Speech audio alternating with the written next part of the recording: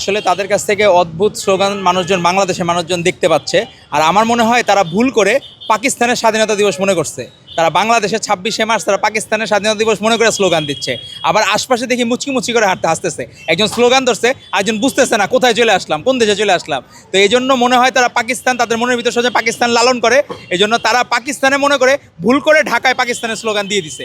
তো তাদের জানার জ্ঞাতার্থে জানা দরকার 47 সালের হচ্ছে সেখানে হলো 14ই আগস্ট হলো পাকিস্তানের স্বাধীনতা দিবস। তো সেটা তাদের জানা দরকার। তো 26শে মার্চ না, তো 26শে মার্চে এসে যদি তারা পাকিস্তানের স্বাধীনতা দিবস বইলা স্লোগান দিতে চায় স্বাধীনতা এনেছি, স্বাধীনতা রাখবো, সেটি অত্যন্ত অপ্রাসঙ্গিক। কারণ বাংলাদেশের মানুষ ইভেন পাগলেও বিশ্বাস করবে না যে স্বাধীনতার সময় তাদের স্বাধীনতার পক্ষে কোনো অবস্থান ছিল, বাংলাদেশের পক্ষে অবস্থান ছিল।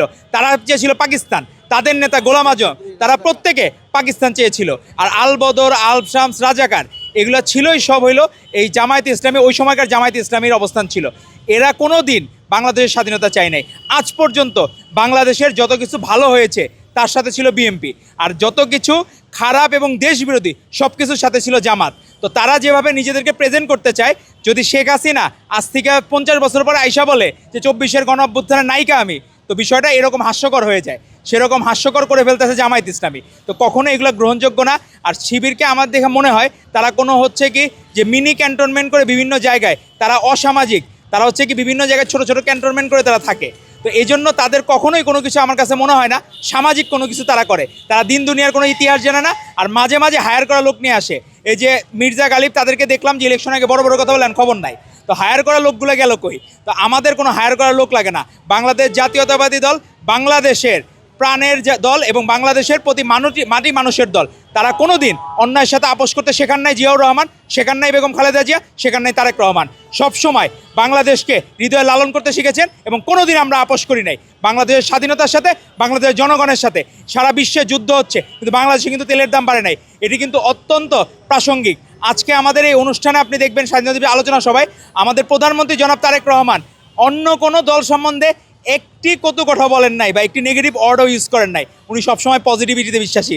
তো পজিটিভিটির এবং সৌন্দর্যে, রাজনীতির সৌন্দর্যে ধারক ও বাহক হচ্ছে বাংলাদেশ জাতীয়তাবাদী দল এবং তার ঝান্ডা বহন করছে আমাদের প্রধানমন্ত্রী জনাব তারেক রহমান। আপনাদের মাধ্যমে তার সুস্বাস্থ্য দীর্ঘায়ু কামনা করি। এখন তো নিষিদ্ধ সংগঠনের যারা ফৌজদারি মামলার আসামি তাদের বিরুদ্ধে রাষ্ট্রকে সচেতন থাকতে হবে। কারণ ফৌজদারি মামলার আসামি যদি এরকম খোলা পরিবেশে ঘোরাফেরা করে রাষ্ট্রের জন্য ক্ষতিকারক, জনগণের জন্য ক্ষতিকারক। তো তাদেরকে দ্রুত আইন শৃঙ্খলা বাহিনীর আওতায় নেওয়ার জন্য, এবং আমরা সবসময় চেষ্টা করি যে মানুষকে মব সৃষ্টি করে কোনো কালচার, এই কালচারে আমরা বিশ্বাসী না। যে তারা মিছিল করেছে দেখে আমরা মব সৃষ্টি করে তাদেরকে হ্যারেস করবো, মারধর করবো, এই রাজনীতি আমরা বিশ্বাসী না। আমরা তাদেরকে সুন্দর মতো ধরে আইন শৃঙ্খলা বাহিনীর কাছে তুলে দেবো। আমরা ওগুলা আহ্বান করব, যেহেতু রাষ্ট্র ক্ষমতায় আমাদের সরকার, বিএনপি সরকার, আমাদের সহযোগী সংগঠন ছাত্রদল। তো আমরা আহ্বান করব স্বরাষ্ট্রমন্ত্রী বরাবর, আমাদের প্রধানমন্ত্রী তো অত্যন্ত আন্তরিক, যাতে যারা এরকম বিভিন্নভাবে এনার্কি সৃষ্টি করার চেষ্টা করছে, বিশৃঙ্খলা সৃষ্টি করছে, তাদেরকে দ্রুত যাতে আইনের আওতায় নেওয়া হয়। আর আমরা কখনোই ছাত্রদল আমরা কোনো জায়গায় কাউকে হ্যারেস করা, কাউকে মারধর করা, এই রাজনীতি আমাদের নেতা তারেক রহমান শিখান নাই। আমাদেরকে শিখিয়েছেন সুন্দর রাজনীতি। আমাদের মধ্যে পরিমিত বোধ আছে। কেউ অন্যায় করলে তাকে সরাসরি আইন শৃঙ্খলা বাহিনীকে তুলে দেবো, কাউকে আমরা হ্যারেস করবো না। কাউকে আমরা বিশৃঙ্খলার মাধ্যমে কারো মারধর করে এমন হচ্ছে মৃত্যুর মুখোমুখি করে ফেলে। আমাদের যে বাংলাদেশের নতুন নতুন মব কালচার তৈরি হয়েছে, এই মবে ছাত্রদল কখনোই বিশ্বাসী না। তারা চায় এই মববিহীন বাংলাদেশ এবং সুন্দর আইন শৃঙ্খলা, যাতে একদম আইনের অনুশাসন থাকে, বিচারের অনুশাসন থাকে, সেই বাংলাদেশ প্রতিষ্ঠা করবেন আমাদের নেতা জনাব তারেক রহমান। আর তার ভ্যানগার্ড হবে বাংলাদেশ জাতীয়তাবাদী ছাত্রদল।